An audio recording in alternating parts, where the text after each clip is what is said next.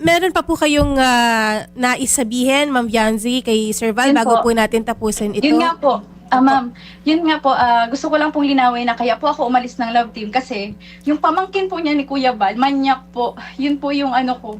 Kaya po talaga ako umalis ng love team. Tapos Sige. pinipilit po ako niya ni Kuya Val na i-love team po ulit doon. Ayaw po niyang mawala po yung mga sponsor po tapos viewers po niya. Yun po yung sinasabi sa akin. Tsaka yung mga nagbablog, sayang yung mga nagbablog daw po. Jowa naman niya yun. Okay. Yung mga vlogger po na natutulungan ko at beneficiary pa po nila. Yun po yung dahilan. Okay. Kahit po alam niya na nababastos na po ako ng pamangkin niya.